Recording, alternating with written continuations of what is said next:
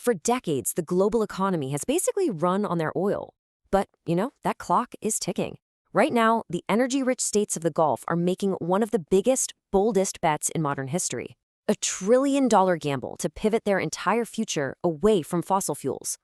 So that really is the huge question facing these nations, right? When your entire wealth, your power, everything is built on a single resource, how do you even begin to rewire your economic engine for a totally new era? It's a massive challenge, and believe me, their solution is just as big. And their answer? Well, it's about as clear and ambitious as it gets. They're pouring hundreds of billions of dollars into the most advanced technology you can think of. We're talking artificial intelligence, cloud computing, robotics, all in an effort to build a brand new knowledge-based economy pretty much from scratch. But here's the real, trillion-dollar question. Is all this spending, this huge bet, actually paying off? For a long time, the data just wasn't there.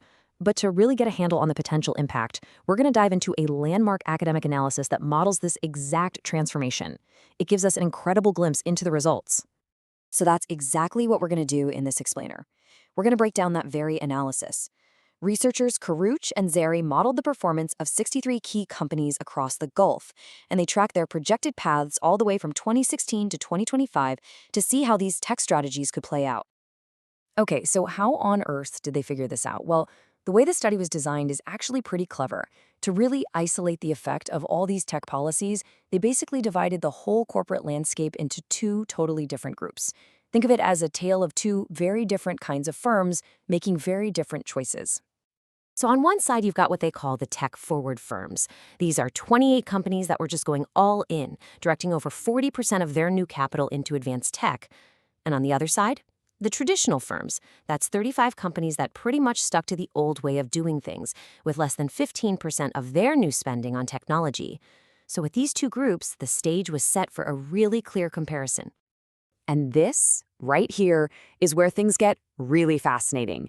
The researchers basically just watched what happened as all these new national tech strategies and subsidy programs started rolling out. What was the impact on these two very different groups?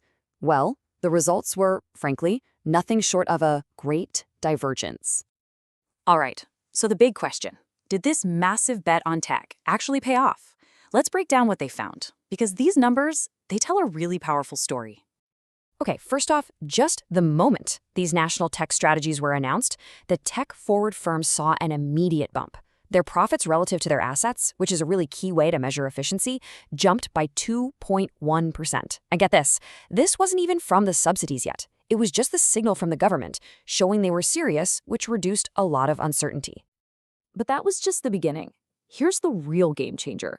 When those tech-forward firms also got targeted government support, think grants or cheap computing power, their profitability got another huge boost. We're talking an additional 4.5%. This direct support basically de-risked their big investments and just supercharged their growth. And you know what? The effect just kept growing. It snowballed. As the policies matured after 2020 and the firms got even better at using the new tech, the total impact became, staggering. Those tech firms that got subsidies saw their average annual profit growth hit 8.8%. That is a massive, massive return. Now, look at this. This is the part that's just wild. While those tech firms were soaring at plus 8.8%, what about the traditional firms, the ones that didn't invest? Their profitability actually declined by 0.7% a year. So this wasn't just about growth for one group, it was a complete rerouting of the entire economy's profit engine. Okay, so we know what happened, this huge divergence. But the next logical question is, why? What was the actual mechanism here? Well, the study shows this wasn't some kind of accident or a lucky break. It was the direct result of precision-engineered policy, of a government actively choosing to direct technical change. The researchers themselves put it perfectly in the paper. They wrote that this stark difference in outcomes, this asymmetry, it wasn't a flaw in the policy. It was the entire point. The goal was to specifically reward and accelerate the companies that were leading the digital charge, not to just prop up the old way of doing things. So the study maps out this really clear chain of events, like dominoes falling. It all starts with those targeted subsidies. That money allows the tech firms to take bigger risks on research and development. That R&D then produces real, tangible innovation. We're talking new patents. And that innovation, in the end, leads directly to higher productivity and, you guessed it, more profit. And they've got the proof to back it up. Just look at this. The number of AI-related patents filed by the tech-forward firms just skyrocketed. It nearly tripled during this period. Meanwhile, innovation at the traditional firms, it barely budged. This shows it wasn't just about spending money. It was about creating real, valuable intellectual property. And you have to understand, this isn't just a story about the Gulf. The success of this strategy really provides a powerful blueprint for any country out there trying to navigate a major economic transition. So, when you boil it all down, the winning formula here is actually remarkably clear. It starts with targeted financial support. That's the catalyst. And it's precise, so you avoid wasting money on old, declining industries. Then, the policy has to do two things. Encourage companies not just to buy new tech, but to innovate with it. That's how you get real productivity gains, not just shuffling money around. And get this, the benefits weren't just about profits. Not even close. Let's talk about jobs. The tech-forward firms, they saw employment grow at 8.2% a year. That's more than 5 times the rate of the traditional firms. It just goes to show that when you do it right, tech adoption can be a powerful engine for creating jobs.